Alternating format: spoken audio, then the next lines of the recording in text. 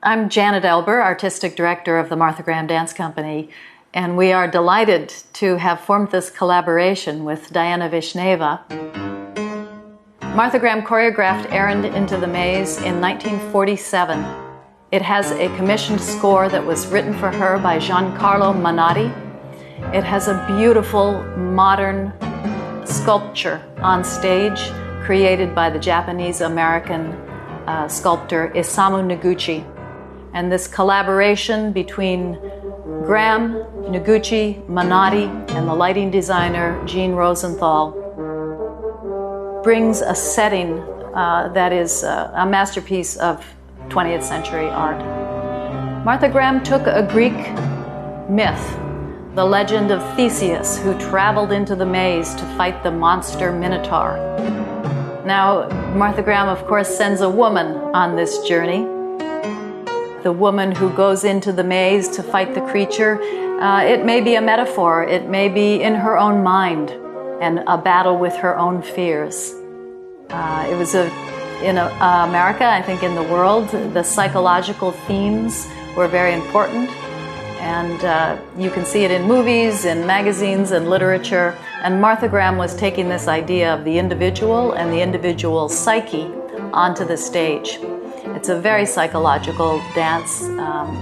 Or you can also look at it as a young woman battling a creature.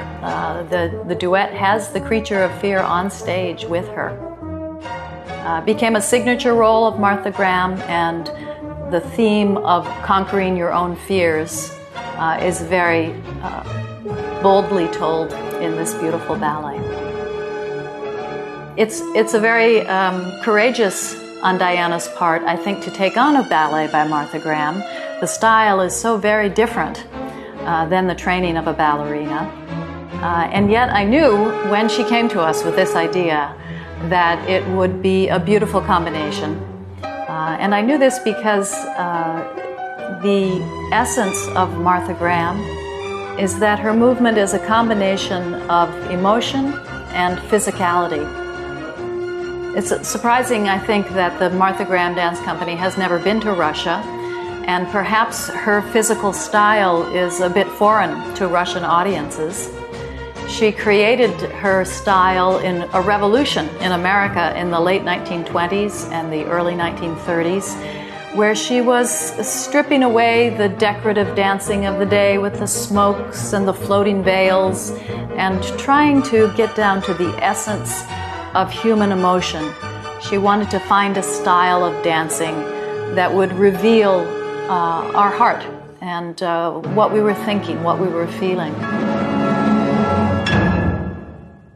For me, it was very clear when I met Diana for the first time what, as a human being, sometimes we are very close in our world, so we don't have so much knowledge. We are working. So I knew that she was interested to do art choreography, so she came to Holland. And from the first time I saw her, not knowing her incredible technique or her as an artist, I saw the human being. And for me, you can see it immediately when a human being like her, like Diana, becomes the artist. And so I saw immediately she could be perfect for Subject to Change, and because she has this a lot of work in herself, and the human being is so beautiful and vulnerable at the same time. She's strong, but she's vulnerable. So I got very inspired. And of course, I say, yes, we say, yes, absolutely, we need to work. I think what's been very, very beautiful about this experience is it's like we're of the same family somehow, but we're different cousins, or, you know, she's coming from a very strict classical training, but she's also been opening herself artistically to a lot of things. It's like learning a new language. She speaks lots of languages, but ours is another language, and I think that to work with her on it has been so beautiful to see her get inspired and then frustrated and then dramatic and then realizing that she can do these things. Well, it's a very, very special ballet because the circumstances. We started to create this piece. We put the carpet. We have 4 boys. We have the music of Schubert, Death and the Maiden. And then it was something in our lives happening for real. At the same time, we were doing the steps. So the ballet is like a record of that circumstances. And the story is like a dear friend that was taking care of our child, got brain damage, aneurysm. So it took her for a month to go really bad, until she really gets in a coma. She didn't die. So that came the title of the ballet is Subject to Change. And then when we finish the ballet and we have to perform, we didn't know what was going to happen. So that's why we leave it open. I think what was very special about it was a lot of our ballets before have been quite abstract. And because we were so emotionally involved in these circumstances, we made the piece about it. So it's not really a story like in classical ballets, but there is a story of emotionality. And it's the emotions that we were all going through and what she went through. And this idea of death being also something beautiful that comes to us. Schubert was very inspired by the poet Schiller, and he said that, you know, the death talks to him and he says, "I'm not evil, I'm like your brother, I'm like your lover, I'm your friend, and I'm going to take you to a beautiful place." So for us it was also looking at death, trying to see it as a transition, and that's why we called it Subject to Change. It's this idea of transition. It's not just about life and death, it's about going to different places. And it was very, very emotional for us, of course, because we were there, but the ballet still carries that, and the message is very strong. Even if you don't really know the story, you can feel the emotions of it. So it's been a beautiful, beautiful ballet for us. Well, of course, I knew Diana Vishneva from a reputation because she had won several competitions, and I knew about her. I got really to work with her and know her when I worked at Mariinsky. And I did 3 ballets there. 2 of them I had already done before, so I was quite sure about what I was doing. And I realized that in the first 2, which had already been created before, that this wonderful dancer was able to change character very much.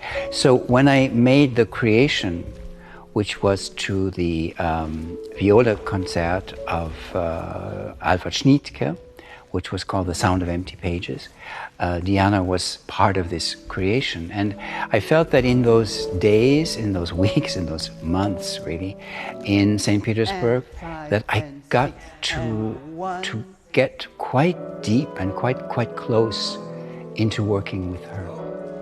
I think, first of all, obviously, to be a very good dancer, you have to have a particular level of technique, because the technique is what makes you free.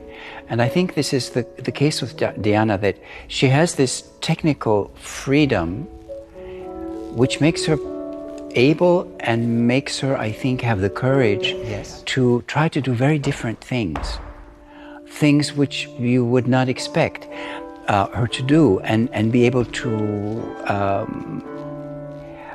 transform herself according to the role that she's doing. And I think this is a most important aspect, is that the dancer, I believe, the great dancer, doesn't give us a kind of personality show of this is me, this is how I am, and I will show how is Diana Vishneva being Juliet, how is Diana Vishneva dancing Martha Graham, but a complete absorbing into a new style, which is the really important thing, that I have the humility and I have the wish and ability to let myself become something else, to let loose of myself. Yeah, okay, we'll have a little break, not a half-hour break, short break, little short break.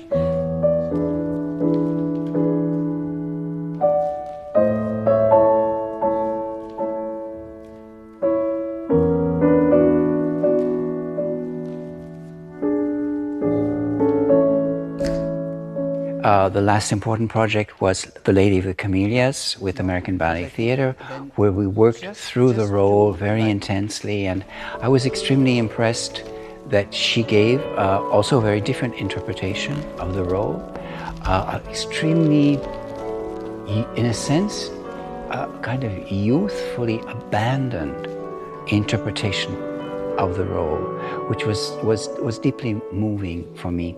And of course, since we worked in St. Petersburg, I think there's always been the wish to do something new, to create something together.